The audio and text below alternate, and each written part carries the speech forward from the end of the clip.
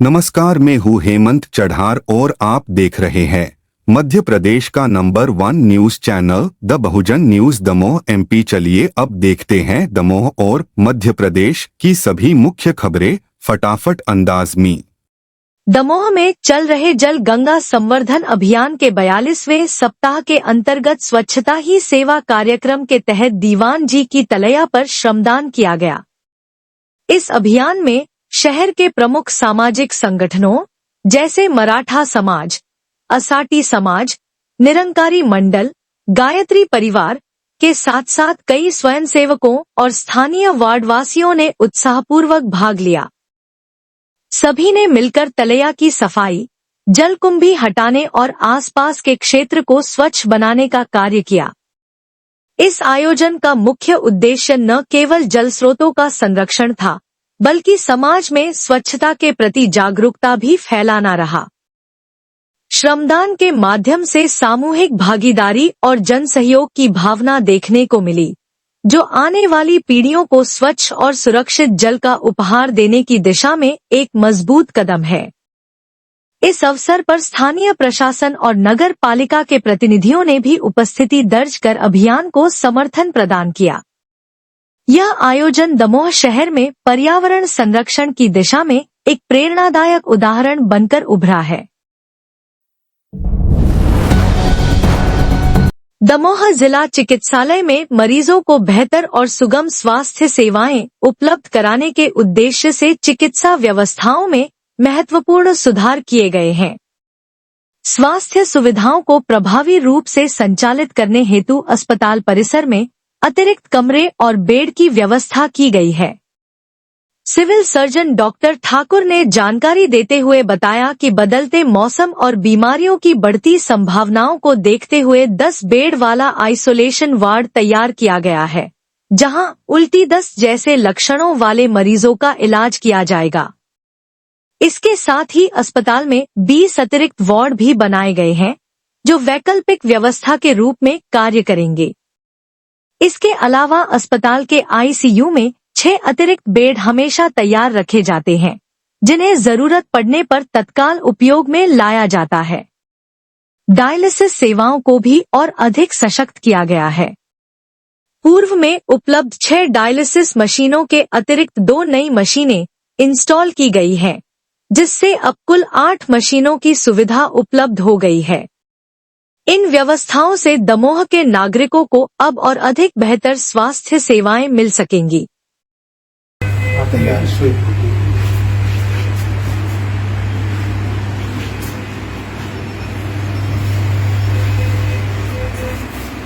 हमारे पास 6 अतिरिक्त bed ICU में तैयार रहते हैं स्टैंड ऑन, जो पड़ने पर मरीज में अभी रख के इलाज किया जाता है। पहले 6 मशीनें थी और अभी 2 मशीन जो नया इंस्टॉल कराया गया है, जिससे मरीजों को 24 घंटे डायलिसिस सुविधा प्रदान की जा रही है और इससे मरीजों की वेटिंग कम हो गई है। मौसम में परिवर्तन के बदलाव को देखते हुए आइसोलेशन वार्ड को तैयार किया गया, इसमें 10 बेड की व्यवस्था की गई है। इसमें 10 उल्टी के मरीजों को रखा जाएगा। हैजा जैसे बीमारी के मरीज आते हैं तो उनको यहाँ पे रख के उनका आइसोलेट करके इलाज किया जाएगा। इसका भी 20 वार्ड की व्यवस्था जिला चिकित्सालय के अंदर की गई है, जहाँ पे मरीज भर्ती होती है तो उनके लिए वैकल्पिक व्यवस्था की गई है।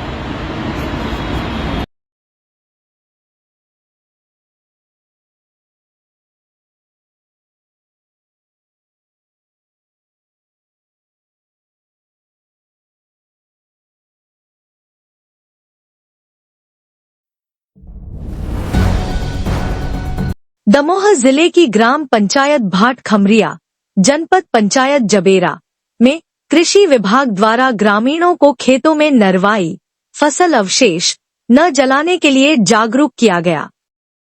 इस जागरूकता कार्यक्रम में कृषि विभाग के अधिकारी, स्थानीय ग्रामवासी एवं पंचायत प्रतिनिधियों ने सहभागिता निभाई। अधिकारियों ने ग्रामीणों को समझाया कि नरवाई जलाने से खेत की उर्वरक क्षमता घटती है, जिससे भविष्य में उत्पादन पर नकारात्मक असर पड़ता है।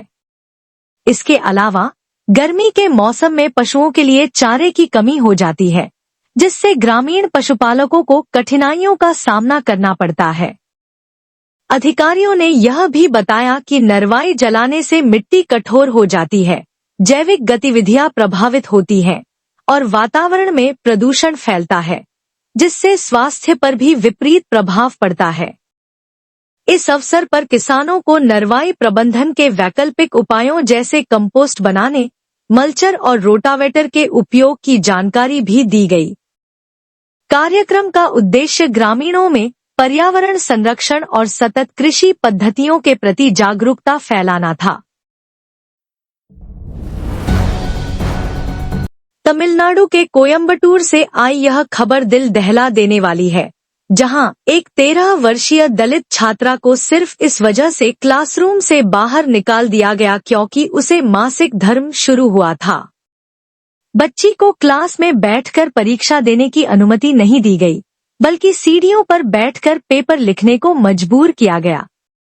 बच्ची की मां ने आक्रोश जताते हुए कहा, क्या सिर्फ पीरियड्स आना इतना बड़ा अपराध है कि उसे सड़क पर बिठा दिया जाए? यह सवाल केवल उस स्कूल से नहीं, हम सभी से है जो इन मुद्दों पर चुप रहते हैं। स्कूल की हेडमिस्ट्रेस को भले ही सस्पेंड कर दिया गया हो, लेकिन सवाल उठता है, क्या इतनी सजा काफी है? मासिक धर्म कोई शर्म की बात नहीं, यह एक प्राकृतिक और सामान्य प्रक्रिया है। इसे लेकर छात्राओं को प्रोत्साहन और सहानुभूति मिलनी चाहिए, न कि भेदभाव और अपमान। अब समय आ गया है कि स्कूलों में मासिक धर्म को लेकर संवेदनशीलता और जागरूकता लाई जाए, वरना शिक्षा के मंदिर अपमान के अड्डे बनते रहेंगे। तिंगल ग्रहण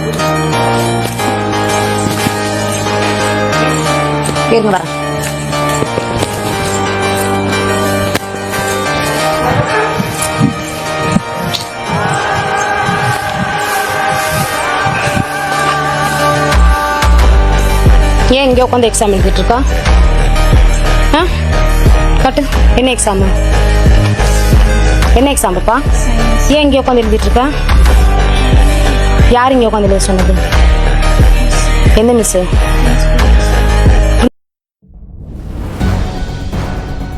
कलेक्टर सुधीर कुमार कोचर के मार्गदर्शन में दमोह जिले में संचालित जल गंगा संवर्धन अभियान के अंतर्गत नगर परिषद पटेरा में सामूहिक श्रमदान किया गया।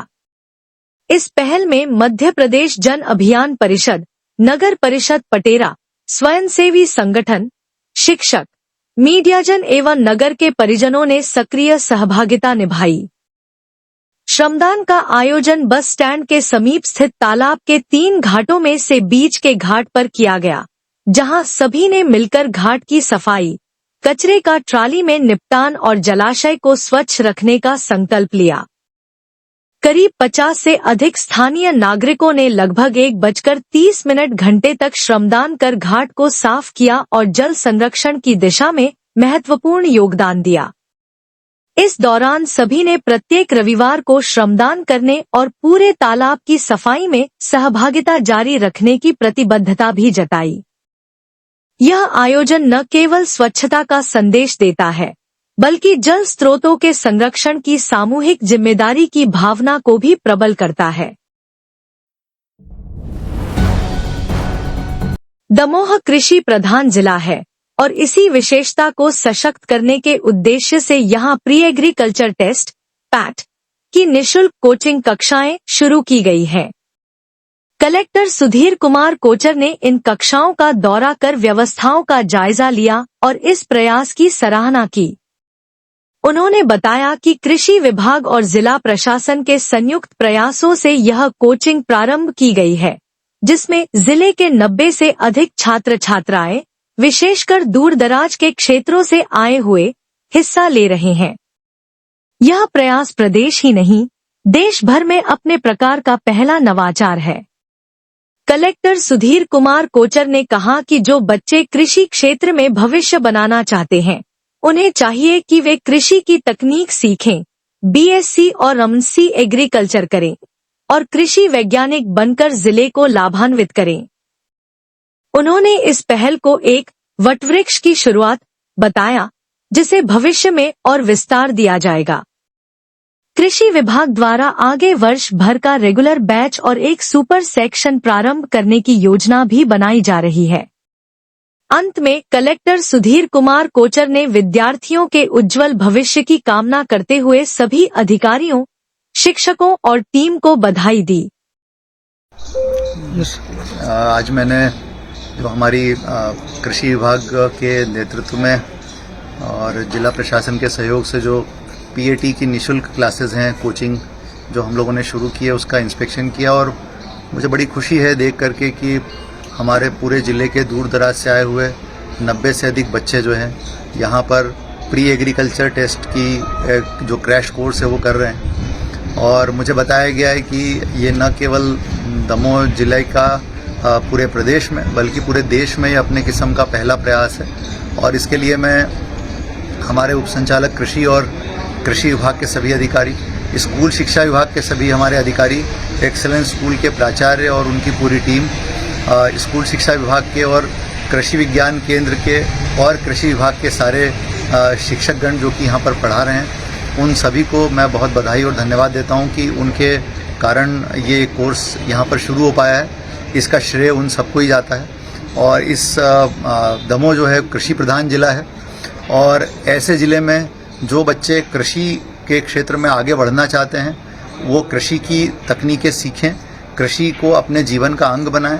इसके लिए वो बीएससी एग्रीकल्चर करें, एमएससी एग्रीकल्चर करें, कृषि वैज्ञानिक बने ताकि वो अपने ज़िले को बेनिफिट कर सकें। उस उद्देश्य से आज ये नींव का पत्थर रखा गया है और मुझे लगता है कि आगे चल कर के ये वटवृक्ष बनेगा। और ये तो अभी शुरुआत थी, तो क्रैश कोर्स किया गया है। हमारे कृषि विभाग के अधिकारी सभी बहुत उत्साहित हैं और उनका ये प्रण है कि हम इस साल से एक रेगुलर बैच जो पूरे साल भर का होता है वो हम शुरू करेंगे। और हम इस बारे में भी विचार कर रहे हैं कि हम एक सुपर सेक्शन बनाएं जिसमें इसी स्कूल में सारे बच्चे पढ़ें और इनको स्कूल की पढ़ाई भी मिले और ये पीएटी की कोचिंग भी इनको निःशुल्क मिल जाए। मुझे आशा ही नहीं, पूरे विश्वास है कि इस प्री एग्रीकल्चर टेस्ट की कोचिंग की जो व्यवस्था हमारे यहाँ कृषि विभाग ने की है उससे हमारे दमोह जिले के हमारे बेटे बेटियाँ जो हैं वो बड़ी संख्या में लाभान्वित होंगे। मैं उनके उज्जवल भविष्य की कामना करता हूँ। Thank you.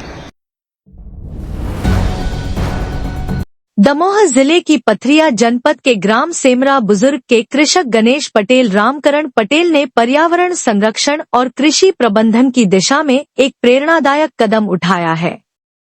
उन्होंने अपने 12 एकड़ खेत में गेहूं की फसल कटाई के बाद बची नरवाई को जलाने के बजाय उससे भूसा बनाने की मशीन चलाई और उसका सफलतापूर्वक प्रबंधन किया। कृषक श्री पटेल ने बताया कि खेतों में बची नरवाई को आग लगाने से पर्यावरण प्रदूषित होता है, मिट्टी की उर्वरता घटती है और पशुओं के लिए चारा भी नष्ट हो जाता है। इसके स्थान पर यदि उसी नरवाई से भूसा बना लिया जाए तो वह पशुपालन में काम आता है और खेतों को भी नुकसान नहीं पहुंचता। उन्होंने सभी किसान भाइयों से आग्रह किया कि वे नरवाई जलाने की प्रथा से बचें और खेत में ही मशीन द्वारा भूसा बनाकर उसका उपयोग करें। मैं ग्राम सेमरा बुजुर्ग किसान हूँ, गणेश पटेल, पिता श्री रामकरण पटेल। मैंने 12 एकड़ में गेहूँ की फसल लगाई थी और आज खेत में मतलब नरवाई है उसमें भूसा बनाने की मशीन चल रही है और हम हर साल ये काम करते हैं भूसा बनाने का और नरवाई में कभी आग नहीं लगा दी। अब इसके बाद लोग गहरी जुताई करके मोटर भी चलवा और सभी किसान बंधुओं से निवेदन है कि जो भी अपनी नरवाई में आग न लगाए।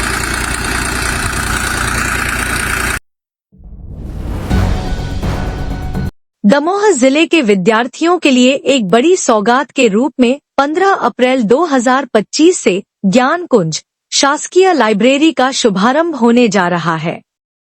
कलेक्टर सुधीर कुमार कोचर की पहल पर पुरानी कलेक्ट्रेट परिसर स्थित महिला एवं बाल विकास विभाग के समीप नवनिर्मित हाल में यह लाइब्रेरी स्थापित की जा रही है। लाइब्रेरी में कुल 50 विद्यार्थियों के बैठने की सुविधा होगी, जहां वे निःशुल्क प्रतियोगी परीक्षाओं की तैयारी कर सकेंगे। यह सुविधा पहले आओ पहले पाओ के आधार पर प्रदान की जाएगी। जिला शिक्षा अधिकारी एस नेमा ने जानकारी देते हुए बताया कि रजिस्ट्रेशन की प्रक्रिया प्रारंभ हो गई है। इच्छुक विद्यार्थी बस स्टैंड के पास पुराने जिला पंचायत भवन में स्थित वर्तमान शासकीय लाइब्रेरी में संपर्क कर पंजीयन करा सकते हैं। लाइब्रेरी में सभी सुविधाएं उपलब्ध होंगी, लेकिन अनुशासन का पालन अनिवार्य होगा। गुटखा, तंबाकू, पान आदि नशा पूर्णतः प्रतिबंधित रहेंगे और उल्लंघन करने वाले विद्यार्थियों को तत्काल निष्कासित किया जाएगा। दमोह जिले में दिव्यांगजनों एवं वरिष्ठ नागरिकों के जीवन को अधिक सहज और सुलभ बनाने के उद्देश्य से 21 अप्रैल 2025 से विकासखंडवार सहायक उपकरण वितरण हेतु परीक्षण शिविरों का आयोजन किया जा रहा है। इन शिविरों में दिव्यांगजनों की पात्रता और आवश्यक परीक्षण तथा वरिष्ठ नागरिकों के लिए उपकरणों की जरूरत के आकलन हेतु परीक्षण किया जाएगा। पात्रता मानदंडों और परीक्षण से जुड़ी जानकारी ग्राफिक्स और सूचना पैनलों के माध्यम से उपलब्ध कराई जा रही है, जिससे हितग्राहियों को सही दिशा निर्देश मिल सके। प्रत्येक विकासखंड में शिविर का आयोजन क्रमवार किया जाएगा, जिसकी विस्तृत जानकारी ग्राम पंचायत, जनपद कार्यालय तथा नगरपालिका कार्यालयों में उपलब्ध है। इच्छुक लाभार्थी अपने संबंधित क्षेत्र के कार्यालय से संपर्क कर सकते हैं और आवश्यक दस्तावेजों की सूची एवं पात्रता मापदंड की जानकारी प्राप्त कर सकते हैं। डॉक्टर भीमराव अंबेडकर जयंती पर 14 अप्रैल को सार्वजनिक अवकाश घोषित। दमोह जिले में कलेक्टर सुधीर कोचर के मार्गदर्शन में स्वच्छता अभियान के तहत विवेकानंद चौक का सौंदर्यीकरण किया जा रहा है। हरीश पटेल ने बताया कि जिले के 3 चौराहों के सौंदर्यीकरण के बाद अब विवेकानंद चौक को पक्का गोलाकार बनाया गया है।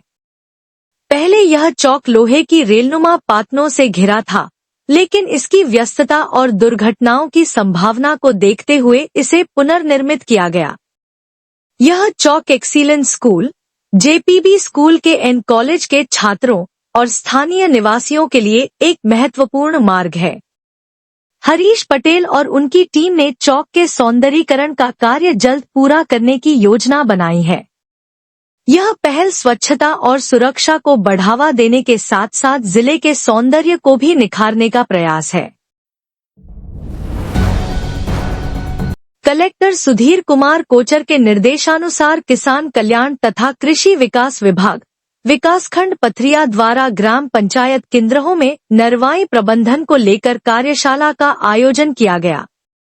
कार्यशाला में वरिष्ठ कृषि विकास अधिकारी उमाशंकर प्रजापति ने बताया कि गेहूं कटाई के बाद खेतों में खड़ी नरवाई को जलाना खेत की उर्वरता को नुकसान पहुंचाता है। आग से मिट्टी की उपजाऊ परत और उसमें रहने वाले सूक्ष्म जीव जल जाते हैं, जिससे खेत की उत्पादन क्षमता घटती है। साथ ही वातावरण में तापमान और प्रदूषण भी बढ़ता है। प्रजापति ने बताया कि गर्मियों में कई जीव जंतु नरवाई में अंडे देते हैं, जिन्हें जलाने से जैव विविधता भी प्रभावित होती है। उन्होंने किसानों को नरवाई से भूसा बनाकर उसका सदुपयोग करने की सलाह दी। इस अभियान में ग्राम के कृषक विक्की ठाकुर मोबाइल नंबर 8878586616 एवं कलू सिंह ठाकुर मोबाइल नंबर 8964903042 द्वारा अब तक 400 एकड़ खेतों की नरवाई से बिना शुल्क लिए भूसा बनाया जा चुका है। इच्छुक किसान इनसे संपर्क कर सकते हैं। दमोह के जटाशंकर पार्क के पास आज 13 अप्रैल 2025 को 19वां जैविक प्राकृतिक खेती उत्पाद हाट बाजार आयोजित किया गया। यह हाट बाजार प्रत्येक रविवार को सुबह 10 बजे से शाम 4 बजे तक लगाया जाता है, जहां जैविक और प्राकृतिक तरीकों से उत्पादित हानिकारक रसायन रहित उत्पाद उपलब्ध कराए जाते हैं। उप संचालक कृषि जेएल प्रजापति ने बताया कि इस हाट बाजार में सिंगल यूज पॉलिथीन पर पूर्ण प्रतिबंध रहेगा। क्रेताओं से आग्रह किया गया कि वे पर्यावरण के प्रति अपनी जिम्मेदारी निभाते हुए घर से थैले लेकर आएं। साथ ही स्वसहायता समूह द्वारा कपड़े के थैलों का एक विशेष स्टॉल भी लगाया गया। यह आयोजन पर्यावरण संरक्षण और स्वस्थ जीवन शैली को प्रोत्साहित करने का एक प्रेरणादायक कदम है। दमोह जिले की बांकपुर चौकी में पदस्थ प्रधान आरक्षक भगवानदास दाहिया ने हनुमान जन्मोत्सव के पावन अवसर पर अपनी आध्यात्मिक साधना और अद्भुत श्रद्धा का परिचय देते हुए 5.25 किलो की गदा के साथ जलयोग किया। इस दौरान उन्होंने जय श्री राम के गगनभेदी जयकारों के बीच पताका फहराते हुए बांकपुर में श्रद्धालुओं को मंत्रमुग्ध कर दिया। प्रधान आरक्षक श्री दाहिया ने बताया कि वे बचपन से ही जलयोग साधना करते आ रहे हैं और यह सब भगवान की साक्षात कृपा का परिणाम है, जिससे वे घंटों जल में ध्यानस्थ रह पाते हैं। उनके इस दिव्य प्रदर्शन को देखने बड़ी संख्या में श्रद्धालु और नागरिक एकत्रित हुए। गौरतलब है कि भगवानदास दाहिया को पूर्व में राज्य वीरता पुरस्कार और योग पुरस्कार से भी सम्मानित किया जा चुका है। वे न केवल एक समर्पित पुलिसकर्मी हैं, बल्कि योग, भक्ति और समाज सेवा के क्षेत्र में भी निरंतर सक्रिय रहते हैं। उनकी इस अद्वितीय साधना और सेवा भाव ने पूरे जिले में श्रद्धा, प्रेरणा और सेवा की मिसाल कायम की है।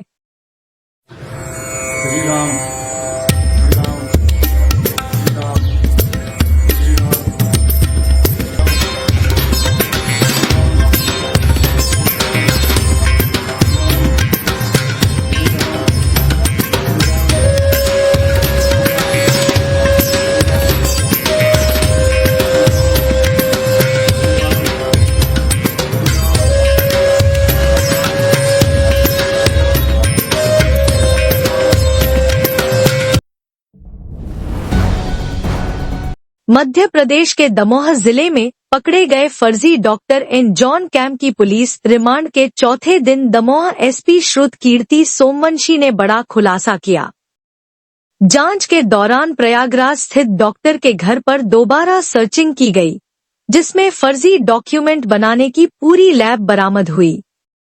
इस लैब में फर्जी डॉक्यूमेंट प्रिंटर, सील, डॉक्यूमेंट बनाने वाले पेपर, आधार कार्ड और कई आईडी कार्ड पाए गए। इसके अलावा कानपुर में डॉक्टर के परिवार से भी पुलिस ने पूछताछ की। दमोह एसपी ने बताया कि डॉक्टर के खिलाफ 2013 में नोएडा में फर्जी डिग्री की एफआईआर दर्ज की गई थी, जिसके बाद से वह फरार था। नोएडा पुलिस और दमोह पुलिस के बीच इस मामले को लेकर पत्राचार जारी है। यह फर्जी डॉक्टर पहले भी देश के कई हिस्सों में फर्जी डॉक्टरी कर चुका है और कई लोगों की जान ले चुका है। यह मामला न केवल चिकित्सा क्षेत्र में धोखाधड़ी को उजागर करता है, बल्कि कानून व्यवस्था के लिए भी एक गंभीर चुनौती है। केंद्रीय गृह मंत्री अमित शाह पहुंचे भोपाल, मुख्यमंत्री डॉक्टर मोहन यादव ने किया स्वागत।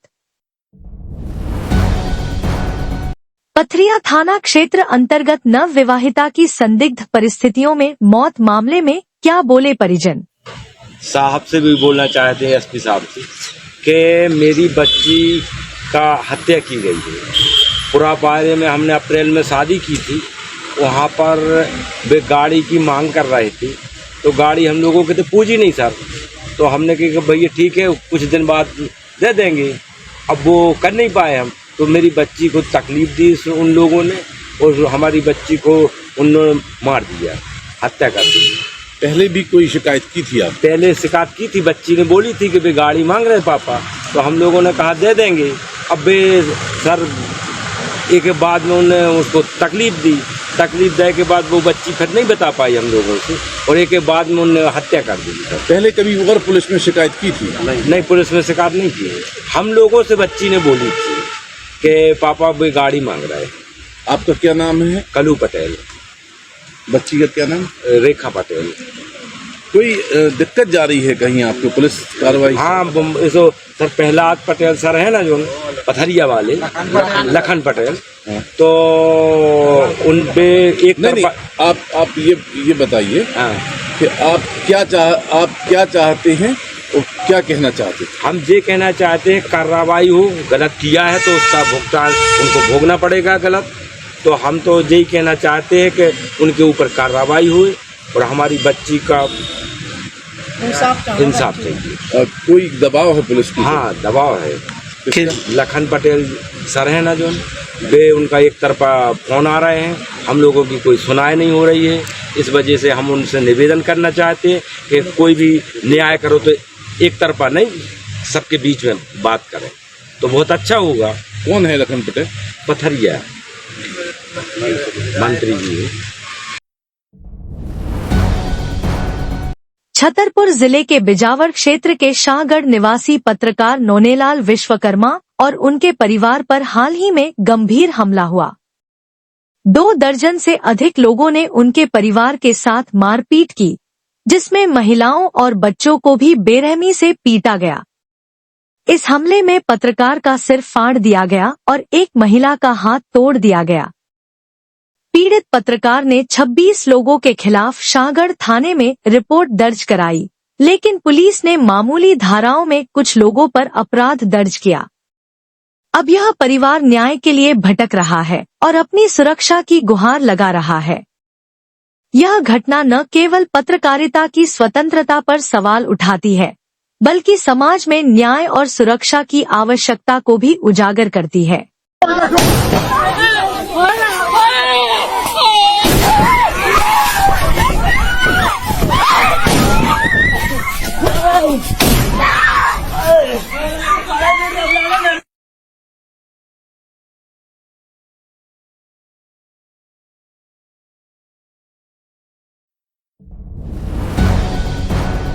मध्य प्रदेश के उमरिया जिले के पिपरिया गांव में बांधवगढ़ टाइगर रिजर्व के पास एक 14 वर्षीय बालक पर बाघिन ने हमला कर दिया।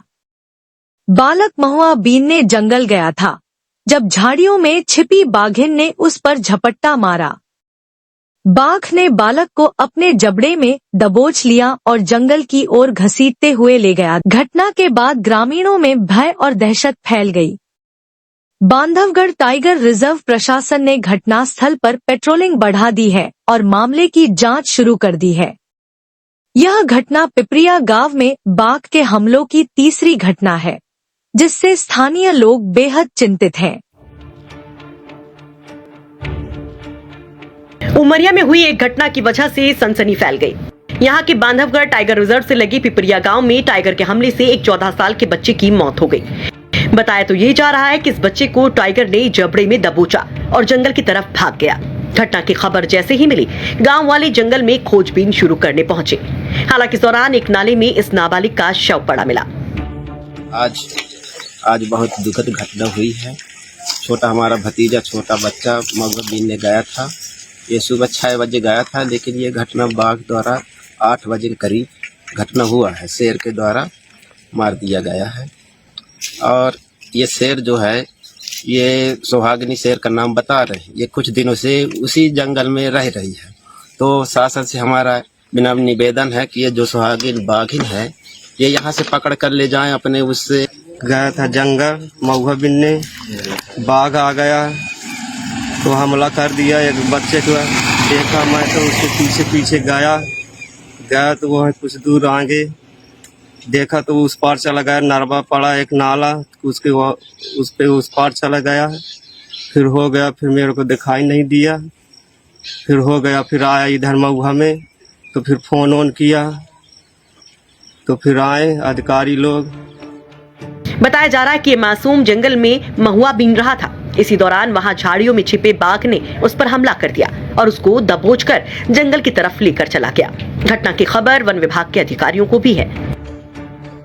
हाँ, ये हमारे बफर धमोकर की पिपरिया बीट का मामला है, जहाँ पर सुबह में करीब 6-7 बजे के बीच की घटना है, जिसमें महुआ बिनने ये लोग गए हुए थे।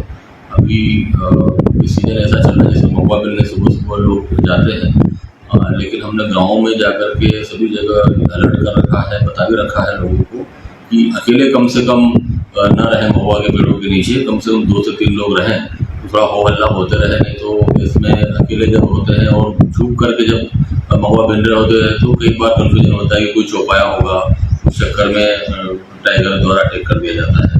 हमारे गांव वालों से ये अपील है कि महुआ बिनने अकेले न जाए, पर कुछ एक दो लोगों को साथ ले जाए और थोड़ा सा सूर्योदय होने के बाद ही जाएं जंगल में। अकेले अंदर दूर वाले महुआ के पेड़ों में अंदर न जाए जहाँ पर आसपास झाड़ियाँ हैं, दूर घिरा हुआ है। तो पहले एक बार देख लेंगे आसपास कोई जानवर है तो नहीं, क्योंकि हमारी जान ज़्यादा जरूर कीमती है महुआ की तुलना में। तो हम सबसे अपील करते हैं और सब लोगों को, ग्रामीणों को लगातार बता भी रहे हैं, हम समझा दे रहे हैं, मीटिंग ले रहे हैं, इको समितियों की बैठक भी ले रहे हैं, समिति अध्यक्षों को बताया है, सरपंचों को बताया है, सब लोगों को हम प्रचार प्रसार कर रहे हैं। इवन हमने दीवारों पर भी लिखवाया है, जगह जगह पर इस संबंध में जानकारी भी दी हुई है और मेगाफोन के माध्यम से भी, साइकिलों से भी प्रचार प्रसार कर रहे हैं इस संबंध में।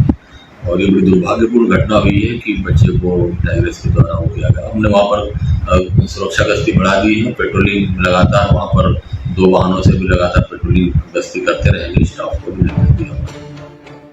फिलहाल गांव के लोगों को इस बाघिन का डर बना हुआ है। ग्रामीण वन विभाग से अपील कर रहे हैं कि इस बाघ को किसी दूसरे इलाके में पकड़कर ले जाया जाए। आपको बता दें कि बांधवगढ़ टाइगर रिजर्व में अक्सर बाघों और इंसानों के संघर्ष की घटनाएं घटती रहती हैं। हालांकि वन विभाग लगातार पेट्रोलिंग कर लोगों को जागरूक करता रहता है। गुजरात हाई कोर्ट में पुलिस थानों में वीडियोग्राफी की अनुमति को लेकर एक अहम बहस हुई। इस मुद्दे पर सुनवाई के दौरान सरकार के वकील ने अपनी दलीलें प्रस्तुत कीं, जिससे कोर्टरूम में गहन चर्चा हुई। यह मामला पुलिस थानों में पारदर्शिता बढ़ाने और नागरिक अधिकारों की सुरक्षा सुनिश्चित करने से जुड़ा है। सरकार की ओर से यह तर्क दिया गया कि वीडियोग्राफी के माध्यम से पुलिस थानों में होने वाली गतिविधियों को रिकॉर्ड करने से पुलिस की कार्यवाही में पारदर्शिता आएगी। हालांकि इसके खिलाफ भी आवाजें उठीं, जिनमें निजता के उल्लंघन और सुरक्षा चिंताओं को लेकर सवाल उठाए गए। यह बहस एक व्यापक प्रश्न उठाती है कि कानून और व्यवस्था को बनाए रखते हुए नागरिकों के अधिकारों की रक्षा कैसे सुनिश्चित की जाए। हाईकोर्ट इस मुद्दे पर आने वाले दिनों में अपना फैसला दे सकता है, जो अन्य राज्यों के लिए भी एक मिसाल कायम कर सकता है। You tell me under which section this video recording is prohibited. If you are doing some illegality, then today we are living in the era of transparency. Take a videography. CCTVs are already. But why? Why? If you are doing something which is not permitted by law, and if a citizen intends to videography, assuming this is a petition. Assuming, it's just one. I don't want to assume. You just tell me which provision of law empowers you to stop someone from taking videography. That is what I'm saying. That But if this person, instead of this person, if it have been a terrorist, what would have happened? What would don't put hypothetical questions to the court. Just answer the query of the court that which provision of law empowers you to stop someone from videograph. Even my last decade. You please take your seat.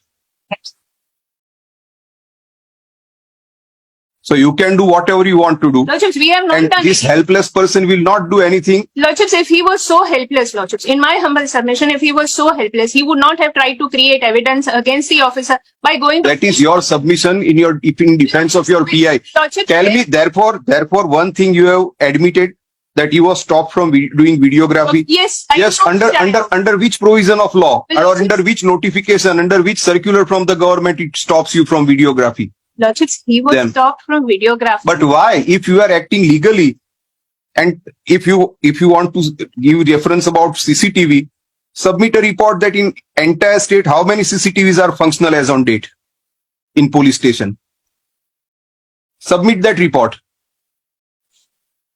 You can say so only in case if your 100% CCTVs are working. In fact, 80% CCTVs are not working. Lordships, and you are taking advantage of that. Lordships, my only submission is... Your only submission is that you don't want to take any action against the PI. Otherwise, Lordships, with the inquiry by the Deputy SP would not have taken place, Lordships. When it was initiated, you said... Lordships, the applications, all of the applications are made, Lordships. I'll place that on. I'll place that on. Place on record everything along with inward, outward number, everything. Yes, Subscribe the Bahujan News and like this video.